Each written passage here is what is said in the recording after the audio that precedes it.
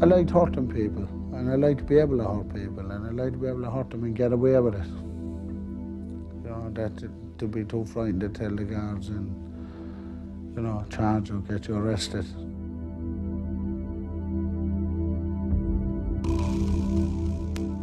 It gave me a feeling of power when I could do those things. If I was fighting a person, you could beat the shit out of him, like, and if they didn't go down one way, put them down another. You know, and I always felt good after it.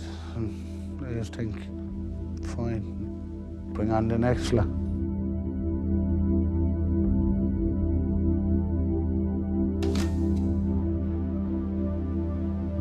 Most of his fights came from pubs. He'd often go down to another pub now, and he'd go in and order a few pints and throw your men 5 pence up in the counter and said that'll do you. He wouldn't pay him for his drink, and he'd go in from there and he'd go up to another pub. So sure enough, by the time he's finished, he'd have a couple of rows got in. Of course, Michael was a drivel McCare. He'd be laughing. He used to do a lot of laughing. And I said, I don't like you laughing like that, Michael. I said, if you were innocent, it's a different thing, but why are you doing a lot of, he was doing a lot of laughing. So eventually he was taken and he'd done a bit of time and everything. He was becoming of age that time. There was a crowd of us in the ring where we lived, in the estate. There were some people on ropes and we were pushing them around, the men were pushing them around, and a neighbour had come out and cut down the rope, so Mikey was very agitated over this, like. And he went back later and he hung his 2 greyhounds, this man's greyhounds, out of the gate. I thought he was nice at the time, and you know, he was completely different to what people were saying about him. He was, you know, a great laugh, and you know, he had a great sense of humour. He still has, but you know, I couldn't make out how he was the person that I knew him compared to the person what people was telling me about him, like, or reading about, or, you know, things like that. Violence. He had connected with violence. That's how I perceived it. And he had, what unfortunately then that had happened with that an image had been created, like a ritual had been created around this. And that gave him the name, that gave him significance. And I feel that that significance is where he thought he was getting his intimacy and his met.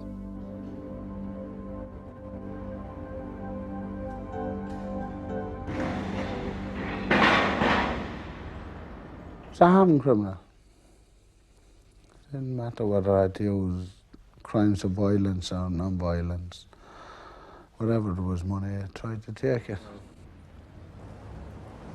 Anthony was following me everywhere I go. I couldn't get rid of him, so I brought him with me. If we knew there was money in a house or anything like that, we'd go in and get it, you know. If we knew like there was stuff we could actually sell on, we'd go in and take that as well, you know. I mean, some things we would have got caught for and some things we didn't get caught for. Yes.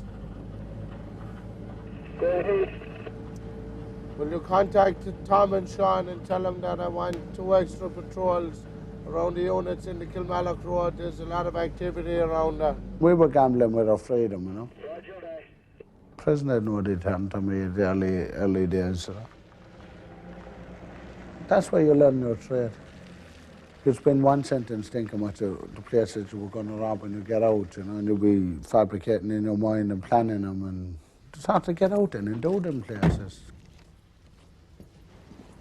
When you go into a premises, it don't belong to someone else, it belongs to us for the time we're in it, and we feel we can do what we long, take what we long, damage what we want, you know. If we want to vandal the place, vandal it, it's ours, we're in it.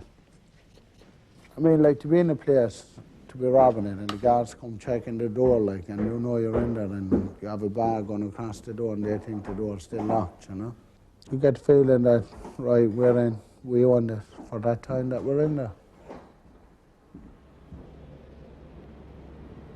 Well, I wasted 17 years of my life going in and out of prison. You either learn the system very, very soon, you learn how to play the system, or you kept getting hurt.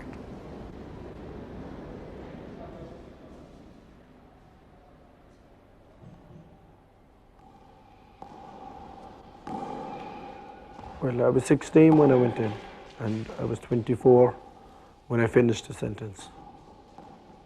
So I had a fight in the first few hours in there.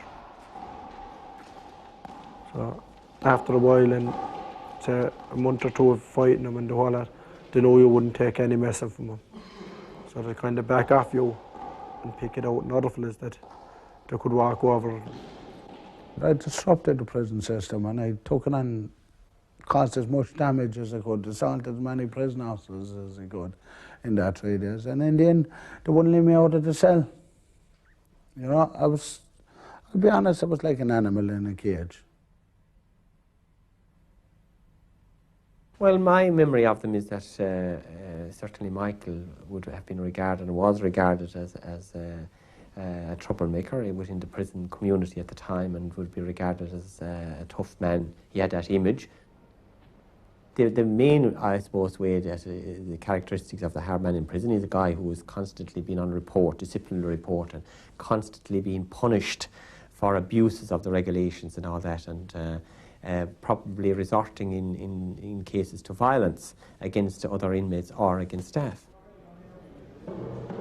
For most prisoners, especially the typical prisoner who would come from, you know, very identifiable geographical areas, backgrounds where there's a lot of poverty, poorly educated and all that, it is almost impossible for them to break away from it. Because they haven't the skills, they haven't the ability, and they don't get a very receptive welcome in the community either.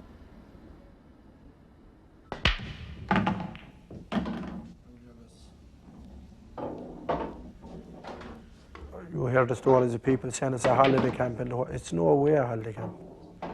Because no matter what privileges they give you or anything like that, you're locked in the cell.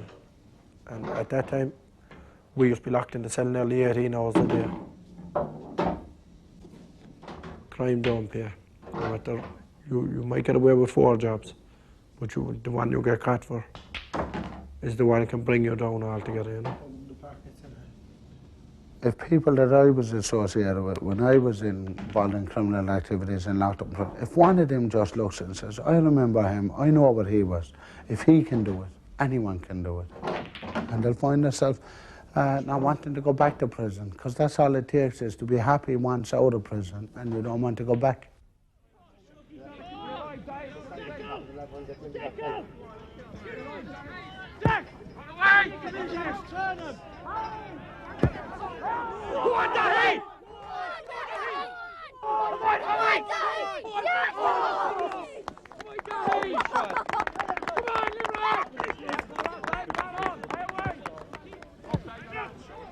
I used to think it was hard, and I used to look up to people with a reputation and think they were hard. But if you ask me today, is there such a thing as a hard man, I'd certainly say no. There's no such thing, because you always meet someone better than you. Well, I would consider it next to impossible, because not only are you coming out with a record, you're also coming out into a community where, number one, there's always a suspicion on you. The chances of getting a job are next to impossible. There is always the belief that you're still involved in crime. And then if you have been in the situation that Michael was in, you're always watching your back, because obviously he had hurt a lot of people. He's paying back society now, I feel. I think he's trying to help young kids who is going to go astray, and he knows they're going to go astray. He's giving them the benefit of his knowledge, that no one ever gave us the benefit of their knowledge, you know. And I think he's trying to keep them out of jail, like. And he knows jail won't solve anything for him. I think that one of the key factors was that he got involved in a lot of the things that I was doing. He kind of strung along, and he used to be over with them, and they accepted him. Telling them, right, exactly where they're coming, where they're going from, right? I knew they all knew my past. Not one of them ever brought it up. And before I knew it, I was caught up in counselling youths that could go the same road I did. Next thing I found out, I had certain qualities, and people was telling me I was good at this, I was good at that. I started to feel important about myself, and that I had a future, and that I had a life. He's trying to make a new start, and people are ignoring him to the ground, you know, and when my kids were out on the road, they bring their kids in, whereas now it's completely different, like, you know, the kids are left out and they're left play with people and mix with people. Most people probably think that he is still the same Mikey, but he did change an awful lot. Now, it took him, I'm with him 8 years, and it took him 8 years to kind of come from drinking to being sober. It's kind of going from criminal activities into a normal person, like. Most times now, he'd often slag, you know, I'm going back to my old ways. Like, you know, if we have nothing now, some weeks he might be stuck and he said, Jesus, I'm going back to my own ways. And we're slagging about it. Like, I was saying, God, look what you have to lose, like, if you did. I make my living today with my own security firm. Security, premises, factories, places, houses, anything at all. It really is hard because now he only has a certain amount of them, like, whereas before when he had loads, he was going 24 hours a day. He'd just come in and maybe get 2 hours sleep and get a phone call he has to get up and go. And he'd be walking around like a zombie, and I'm saying, geez, why are you tired from? I mean, you're sitting in the van and you're driving around here and there, but it is hard. Security is a dangerous business. As I said, the criminal element, they don't care where they rob or where they get the money, and they don't care how or who they affect. You go down no mess, right? Good luck. As I done it myself when I was involved in criminal activities, I never ever gave a hoot who was suffering because of what I took or where I took it. It's just a matter that I had a drink habit, and to satisfy that habit, I took money wherever I could get it, or property. I had no respect for people's privacy or property.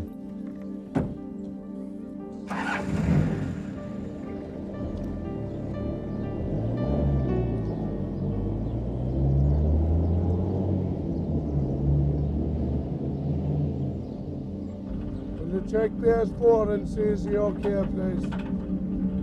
Okay, I don't mind you for a second. I'm outside PS4 there. That's good.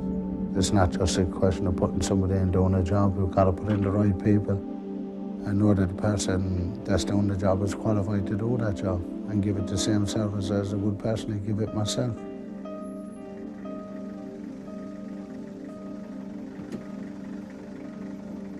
Okay. And I also have an added bonus is that when I was involved in criminal activities, I sort of know how to beat security systems. That's correct. You know, there's a couple of fellas now down the road as I was coming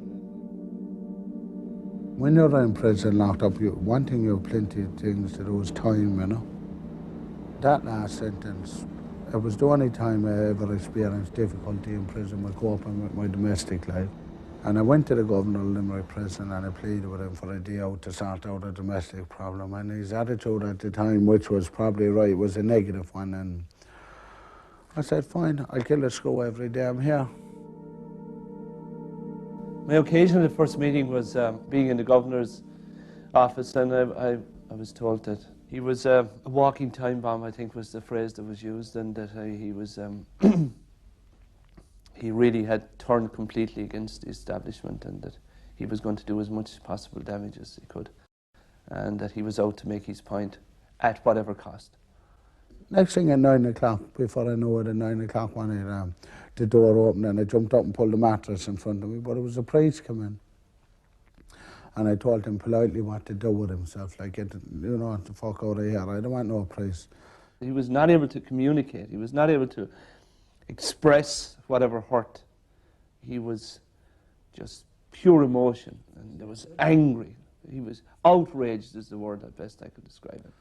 And he said, look, I'm going to make all ask you for 5 minutes of your time, and look, your family asked me to come in, they're worried about you, they're hearing this and they're hearing that. You certainly felt in his presence that you were not wanted. Indeed, nobody was wanted. I'm not too sure whether he wanted to be with himself. That 5 minutes turned into 3 hours, and it was the happiest 3 hours of my life in prison.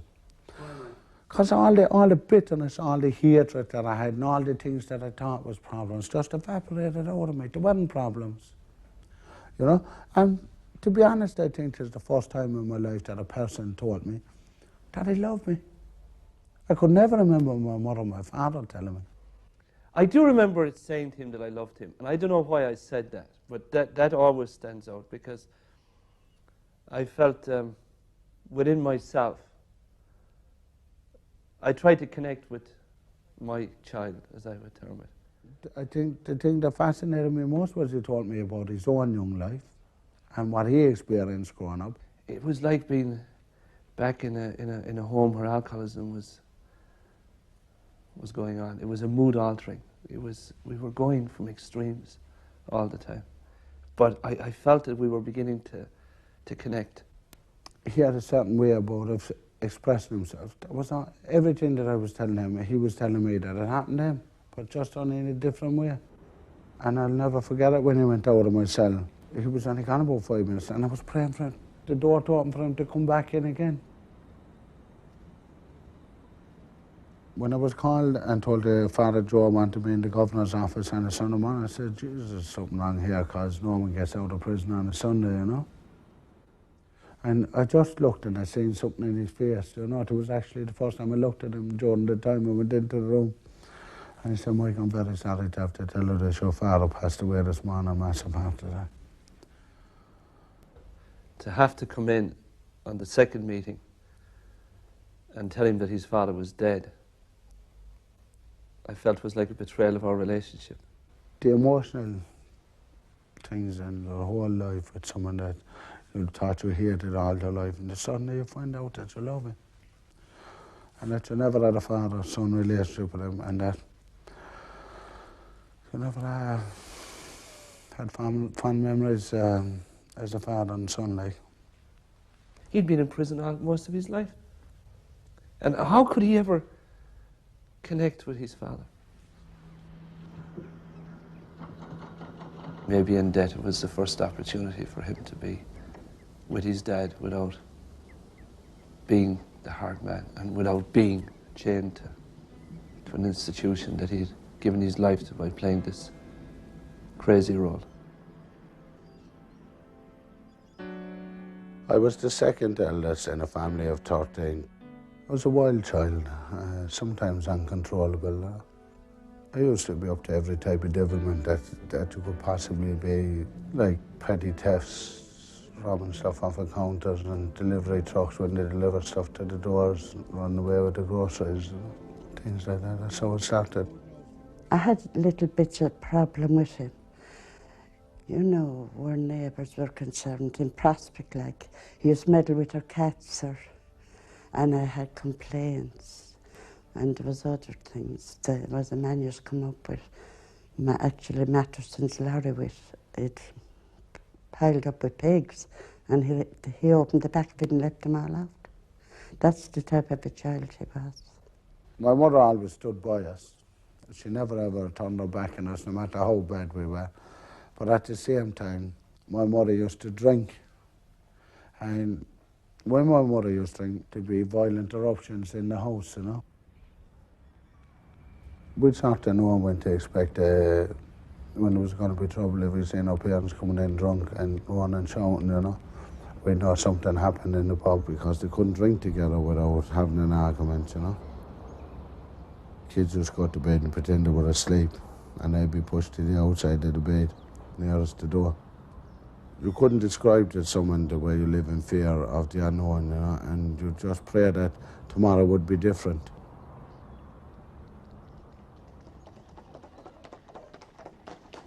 I can remember actually going to South Hill. We actually moved our stuff in the horse and cart. At the time, the horse and cart was the transport around. We were about the fourth family in South Hill, because when we did move up, we used to be playing around in their houses. It went from our estate, which wasn't the big one, went to another estate, which wasn't too big as well. You know, it'd be maybe 200 houses. Like, when that estate finished, then they built another estate. Before long, then there was, 10,000 people living there, and it ended up kind of like a ghetto. From a young age in South Hill, South Hill was a big housing estate, and houses had become vacant, or you get to know who was who, and which people live with, and you'd see them going to a pub, you know, there was no one in the house to go up and rob it. And mainly it was only the gas meter that time, and if we were lucky to get a telly and whatever else you'll take it, you know. With friends, very easy. The friends developed into various different gangs, and we used to hang out at street corners. In South Hill, there'd never be bored. There was always devilment to get up to. I'd do anything, fighting, care who I fought and care whether I fought men or people my own age. I never left anyone do anything to me and get away with it. You know, I was always adamant that if somebody done something to me, I'd do unto others what they do to me, and I'd do it first. Then they started to leave school. They were at me, they didn't want to go to school, they'd leave school. Well, so that time you had technical schools and that, and they never went home. They left at 13. To be always on a school holiday, it would happen they wouldn't go back. That's where the problem came. The travellers used to live all around there, you know. They'd all have their horses up around the caravans, or at that time there was a lot of open fields and the houses weren't built around. So we'd go up and just take their horses and jock them around for a while, you know.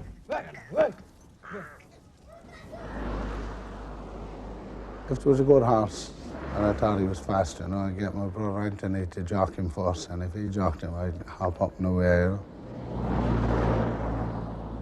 On a couple of occasions when they'd be coming up in the bus, they'd see us on the horses. So they'd stop the bus in the middle of the street and come out, and there could be 10 or 12 of them we were running off the bus trying to catch us. If they caught you with a horse, believe me, you'd know about it. Get the shit out of you, you know. A lot of the people, they have nothing else to do, and some people up to their fathers buys them a little pony or buys them a horse, you know, to keep them out of trouble.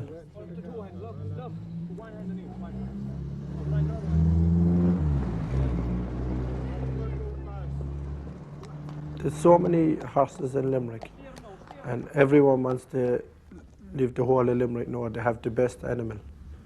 So if another man had a half good horse, they would go along and make a challenge of a sulky race for that Sunday or 3 weeks' time to find out if his horse, we say, is the better horse. So they all meet in on a Sunday morning, and both sulkies and horses then would be brought along, and they set up a race then. How far are you trotting for? 1 mile. How much? £500. Is that agreement? That's okay. That's it.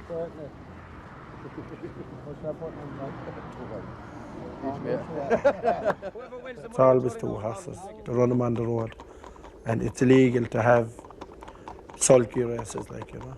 That's why you couldn't have any more horses, like. It's all done in secret, and Sunday morning is the best day for it because it's the quietest. I was drinking in the Galvor when I was 15 years of age. And to be honest, if the barman didn't serve me, I'd threaten him, like.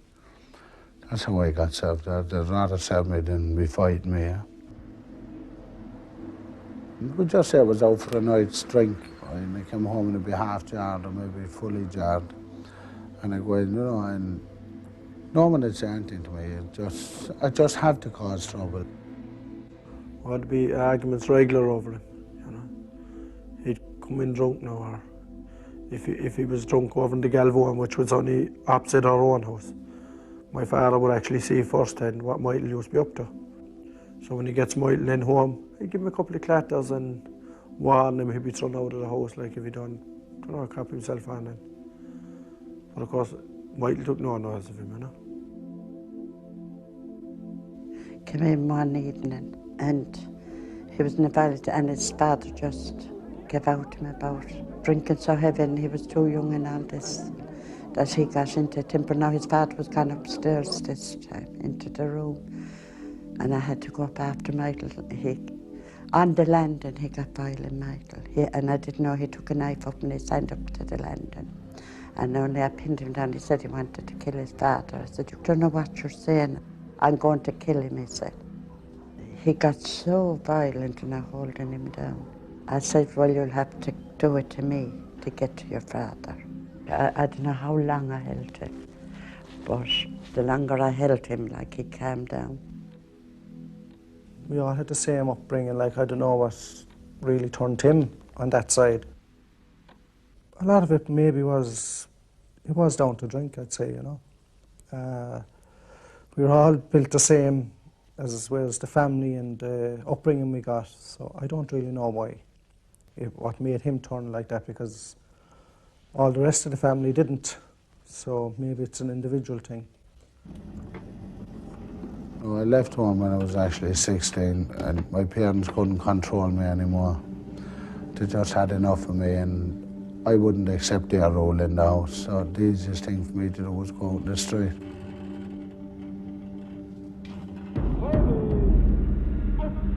My father actually was in the army for about 18 and a half years. Well, roughly around 18 years he was in the army. And he was encouraging Mike to go into the army, hoping that it'd straighten him out, because Mike had a lot of trouble behind him at the time. The thing was put to Mike, he said, look Mike, if you go into the army, we'll forget about these and see how you get on then. So Mike went into the army, I believe, to save himself going into jail. My mother and father came down to the passing out parade. It was actually one where I think the only time in the army I felt proud, you know, to look at my father, to know I was following in his footsteps. And there was a big reception after it in the NCO's mess where my father mixed with some of his mates from when he was in the army. I was in a lot of fights in the army. Lucky enough I got away with most of them, but the last one, it was impossible to get away with it. I was down in a trolley on camp, and myself and three mates, I had a date in the Brandon Hotel. And we were on the way there. We didn't know it at the time, we were just around the corner from it. And we asked three locals where was the Brandon Hotel. And they started abusing us, no, coming down there, taking over, and why the fuck should we tell you this, why should we tell you that? And one of them trying to hit at me, and I moved back and I gave him a dig. And when I hit him, he fell on three spikes on a rail, you know, that there were sharp spikes. And he sort of fell, and I jumped up and I sort of beat him more onto him, you know, until the two of them went to hurt him as much as possible, you know. And the three that was with me ran, and the two that was with him doing a bunk. So when I was finished, like, I just left him stuck in the spikes and went into the dance. After the trouble Mikey caused in the army, the father felt half disgraced, you know. He felt let down. The fights then, they got worse then, you know. I used to go into rages, you know. We'd say I'd beat him and there'd have to be blood or bones broke, you know. I wouldn't stop at that, like. Just kick him senseless, you know, beat him senseless. First time I met him, he was sitting down, and I looked across. I was a bouncer on the door there. I looked across, and he looked at me. And I knew there was something about him. There was going to be a fight somewhere along the line. George O'Megan at that time was a man no one had messed with. He was classed as the dangerous man now in Limerick. There's no one that interfere with him. And I went up to the bar to get a drink, and you know when you were taking 3 pints off a bar together, like, I got slapped with a pool cue on the back of the head. So I turned around and George was standing there with the top of the queue in his hand, like, looking at it, you know, and I'll fucking fix you, you're supposed to be a hard man if that's what you are. And there was no massive fight for probably 30, 40 minutes. And the guards was called, and George says, you got me when I was drunk, you know. So I said, fine, I'll see you in the morning, 11 o'clock in the side door. And I wasn't afraid of him anymore. His reputation didn't mean anything to me. Well, he was strong. He wasn't very skillful or clever, but when he hit you, he hurted you. That's the type of fighter he was. So we fought twice. And he didn't beat me, I didn't beat him. We shook hands, and we never fought since. At this time I was gone into hard crime, you know, armed robberies, aggravated burglaries, hold-ups, jump-overs, pouch bank snatchers. I was getting more addicted to alcohol. You know, I wanted to spend more time. Actually, I think around that time, I was just robbing mainly to have enough money to satisfy my thirst for alcohol. Still not knowing I was an alcoholic.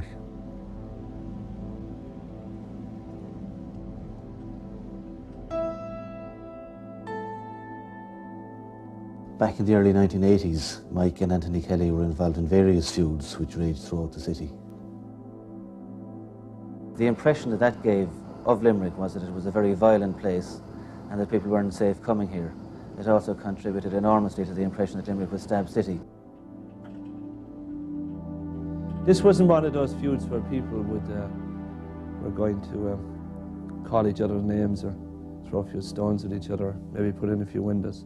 This was one of those feuds where people were going to die. The following week then, I was in another pub, and the same crowd came into that pub. To do what?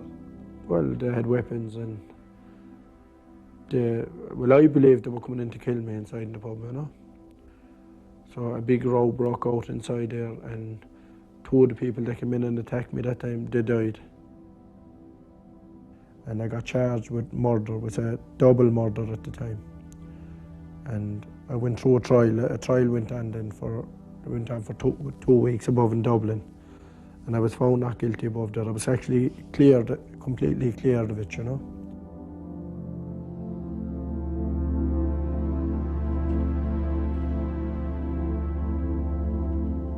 Before we know it, like, we were involved in shootings, stabbing incidents and sniping and gone out to maim. And at the same time, all the innocent members of my family was in fear of their life to go. They couldn't go out in public. Their public life was stopped. They were in the house.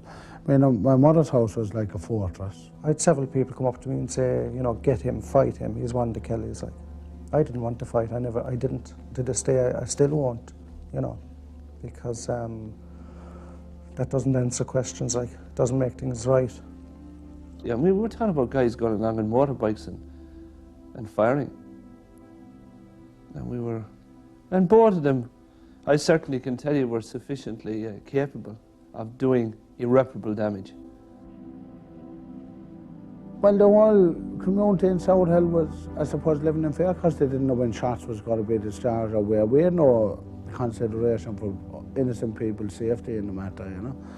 And we had only one target, is to want to others what they do to us, and they do it first.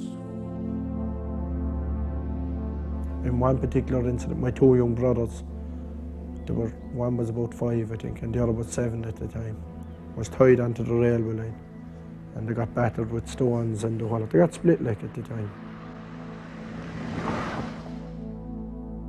There was no arrest for it, or no one ever got charged with it. And I just got a shotgun and drove up and kicked in the door and was going to kill any adult males in the house, like, but they all legged it out the back, you know. And I ran back around out the front door to cut them off, coming out the alley at the back.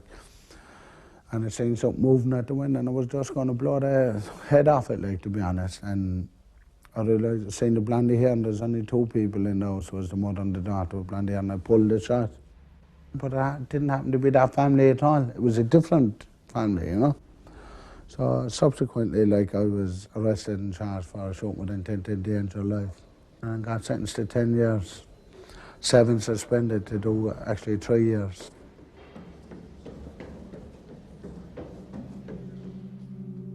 Before I met Majella, I was married.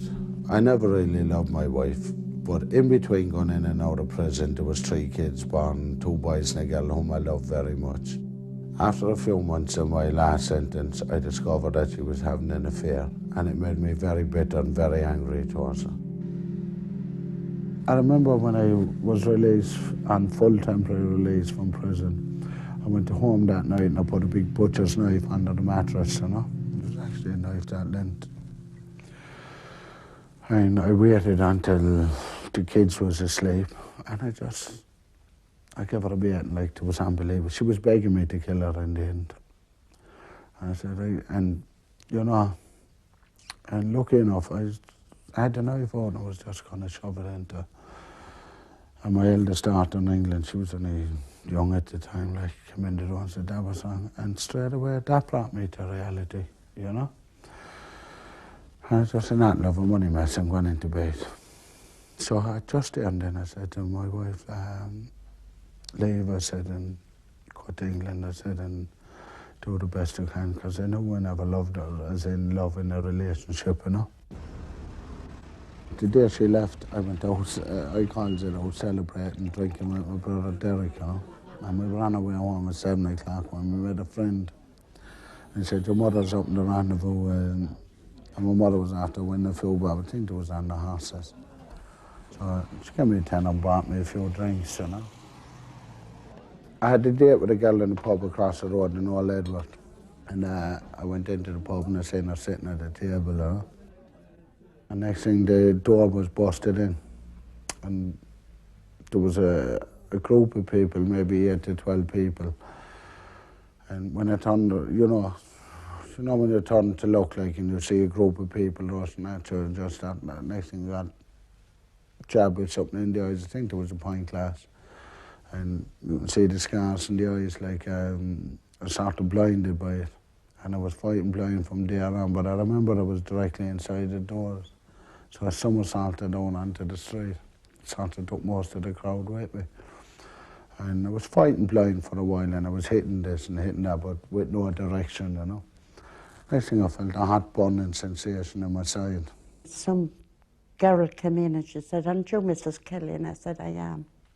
She said, your son is dead out on the road. I said, oh. She said, isn't Michael Kelly your son? And I said, yes. Well, she said, he's dead out on the road. And I got up and I went out, and he was on a footpath across the road from where I was. And I went over. Oh, I'd done a terrible thing. I went over, and I had his face covered with a cloth.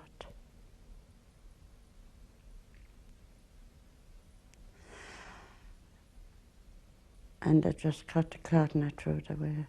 And I roared into his ear and I said, Michael, you're not going. Don't go, I said. He was dead.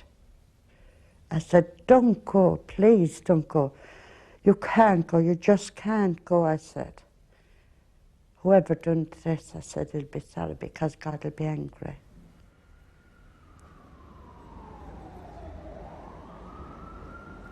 And I woke up in the hospital and I realised that I was after being clinically dead for something like 2 or 3/4 minutes. I'm not actually sure of the time, but I know I was at death's door getting ready for the freezer, you know. I remember going down to Barrington's that day and he was such in a bad state, like, that we even thought at that time he was gone. But he pulled through, like, and when he pulled through then he said, they'll never catch me drunk again, you know. He had received so many stab wounds that night that it was certainly, I thought that was the end. It took about 15, 16 months to recover fully, you know. It was a prolonged concussion for months after it, you know, very severe concussion. That if I walked on a pebble, I'd actually lose my balance, you know. Very sick for a long time. It came to a stage that loss of life was going to come on our side and on the other side. So Joe Young, the priest at the time, turned around and he got involved. Well, there was a lot of discussion to and fro. I was really became a messenger boy. So Joe Young was wise at the time, and the way he handled all that, it resolved it really. I was about 15 when I met him. We went to England. Of course, we were getting on brilliant over in England. Then Anthony's trial was up and Mikey told me he had to come back for his trial, and of course a few weeks passed, no sign of Mikey coming back, and he gets a phone call saying that he kind of made it up with his wife. She gave him another chance and he's taking the chance and all this. 5 years later it was, we went to do a Crew Park do. The night I went, I met Mikey, and we were talking to one another, and you know, we went away with one another then that night. I had a string of relationships with women, and I never ever felt what I feel for Magella, for any other woman. I never even came near it. I idolised her. Well, for the first few months now, it was like living in heaven. right? Then after a few months he started beating me, and it kind of, I was saying, Jesus, you know, this is not the Mikey I knew, like, and I couldn't make out why he was hitting me, really, because I was saying, Jesus, I done nothing, like, and he's after killing me for nothing. So I kind of forgave him the first time, and the second time, and the third time, and the fourth time I forgave him, and maybe the fifth time then I left him and came back, and he promised me he'd never hit me again. And so I said, I took his word for it, like, of course I was mad about him, like, so I forgave him anyway. How she's still with me is a mystery for the violence that I inflicted upon her when I used to get those rages or bouts of depression. When things weren't going right for me out in the street, it was very easy to bring it home, beat the shit out of her, you know. One time, he used to always take the child out of the cot and put him into the bed, and I used to say to him, don't lift the child out of the cot, you know, because if you're rolling him, you'll hurt him, you know. So I went into the room this night, and he had the child, and I goes over and I goes, geez, I told you not to take him out of the cot. And I just had the child put in the cot, and I got crucified. We were living in a bungalow, I got murdered. Really, now I got kicked around the place, headed, kicked, you name it, digged, everything. And I remember I was over the kitchen sink, and the blood was pouring everywhere out of my nose and up my throat and everywhere. And my eye was huge at the time. And I was sobbing so much that he came over. I couldn't breathe because the blood was stopped me from breathing. And he came over and he said, I'm sorry, you know, and I was saying, geez, he must be sorry, like. I mean, he couldn't mean this, like, for me to suffer like this. Well, when I got into a rage, you know, it might be something small, it wouldn't actually be something serious. And I just wanted to inflict as much violence. I wanted to kill people. I seen blood, you know, nothing but blood. And I just felt that was the easiest way to express myself. I came down the stairs and sat on the couch with the child, and the two of us were crying our hearts out. Now, I was crying because the child was actually crying, and I was saying, geez, what am I putting these kids through, like? I sat there for an hour and I said, this can't go on. And I remember going back up home, calling Magella upstairs, sitting on the bed, and saying, look, I'm sorry, I don't know why I'm doing this to you. I don't know why. I said, because you're the last person on the earth that I should be doing this to. I actually remember saying to her on the day, if I want to leave, mate, we'll leave as friends before I do any more damage. I think that was the actual last time he hit me, when he actually, because a few weeks after that, then I found out I was having twins. Before, I could never talk to him. It was just hit, and that was it. Like, his anger was gone then once he hit me, like. So now I'd sit down and say, look, Mike, you're out of line now, like, and sit down and talk, like. We were kind of getting on when he knew I was pregnant on the twins, you know. It was kind of going from hell to heaven, you know, and I was saying, Jesus, this is unreal, like, you know. We'd have an argument and he'd walk out the door and I was saying, God, he'll come back now and he'll kill me for this or that. So we kind of got on great, but when I had the twins then, it was really now on a cloud. I was saying, Jesus, this is unreal altogether. Jeez, they were brilliant, you know. It was, I mean, Magella was tossing from hand to hand. It's like as if she never had a care in the world. She was doing it all her life. And then one of the babies got sick with a strangled hernia. Apparently he had it since he was born and wasn't diagnosed. And we rushed the baby to the hospital, but by the time we got him, it was too late, like, and he died. And I'll never ever forget as long as I live. When they brought the baby out to us, myself and Magella just held the child, and every tear, every thing that we had in us, you know, just. And I think that baby put a bond there that can never be broken. I honestly believe that. And the twin that's alive today, I believe the twin that died, there's a piece of him in him. And every time he comes in the door, we expect to see two, you know. And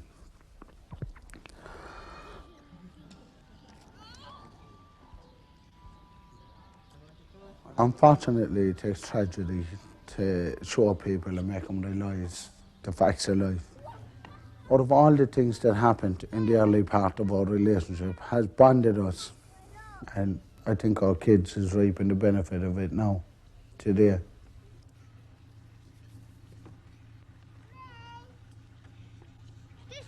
I love Southhill and I love the people in Southhill, and I think there's a brilliant community, but about 10 months ago My young fella Shane was running out his own front gate and he was nearly killed with a stolen van. You cannot realise how very easy, once I stayed in the environment, how easy it was to lose everything I was after building up. So I look for a site away from all those things, and I've done that, and I've just actually built the house, completed it out in Balneety. The rest of the ground and the timber and the felt is coming. Naturally, there's people think that we're to suffers money from our criminal activity days, like, but I never earned very much financially in my criminal activities because there was mostly crimes of a violent nature. I found then that I have something to give society, that I have something to give into the community. I'm doing what I'm good at, and I found it very easy to do that.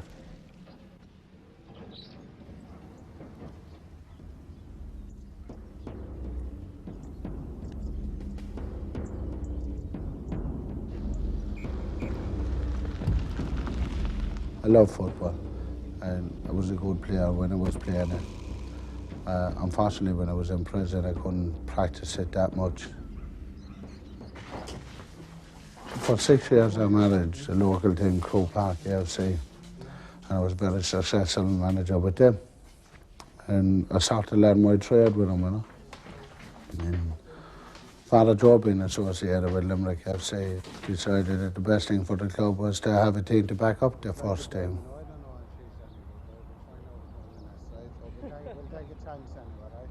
And I will score. I'll get a goal or two out here. Michael obviously was a natural choice because he was living in the community. He knew most of the lads, and he had been very relatively successful at junior level. I know, Des. Let's put the old ball in there. Come on! I can get the best out of players, I can motivate players, and normally the players that I'd select to play for my team would be good 100% players that be fully committed.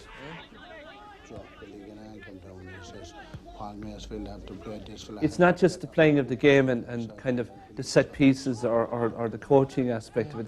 I think he can make them believe in themselves because he's had to fight a hard battle himself. You're running 15 yards back in front of Joe. Stay behind him. One day it came to me that I realised that I was actually 2 years out of prison. I started to see everything in a different light. The guards, the people I thought was enemies, and in general the community of South Hill. There's people in South Hill over the years that have been brilliant to me. And I will miss South Hill because South Hill is really the only life I know. And life and everything, good or bad, that happened me in South Hill. That's it, Jesse. Well done. Right, the first ball that you went for and kept going and got you, turned and nearly got a goal out of it. When the ball is coming through, you're waiting. You're waiting. You got to go and meet the ball, turn them. That's what creates the chances, right? Those who have experienced pain and those who've had the opportunity to come out of what would seem to be an impossible situation, to have been entrapped in their own prison. Anyone that can come through that can certainly get kids and can certainly inspire them to put a ball in the net. I wonder how near you can come to just throw away your life. And I didn't want that. I just want to live a happy life, full life. I'm prepared to work for it, graft for it, interfere with no one. I don't want anyone interfering with me. Well, I can only look a day at a time. And certainly today it's nice. I'm looking forward to the excitement of the dressing room. I love being in the dugout and kind of saying, there's our field of dreams. And, you know, I think back of the time in prison and now and then, and I look at him and I say, this is nice to be part of this. This is nice. Yeah. Don't be nervous. I will be flashing all the To time. come from having nothing to this is like heaven. Compared to 8 years ago, if I had the price of a litre of milk, Jesus, I was lucky. Whereas now, the kids drink a litre of milk and I'm sending them to the shop for more kind of a thing. They never want for anything anymore. Okay. He has changed, yeah. He has changed, but the change we see in Mikey had been there from a young age as well. Like, you know, it was there. We all saw it. We were close growing up, and we're close now. So I think when the drink is gone, that the real Mikey has surfaced. Since he changed his life, right, he's after changing the life of many people. And all he done it with was his education he got in prison, and all his fighting and the whole lot. He's using that now to show these people the way, like. There we are now. That's a good shot, is it? I loved them. I loved the children, all my children. I always said there was a white line, good, bad. I often said it was like the film Good, Bad and the Ugly. I loved them all.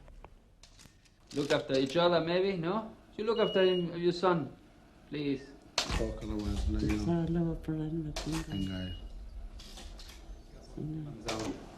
Oh, yeah, look at the film this thing. Get away over there.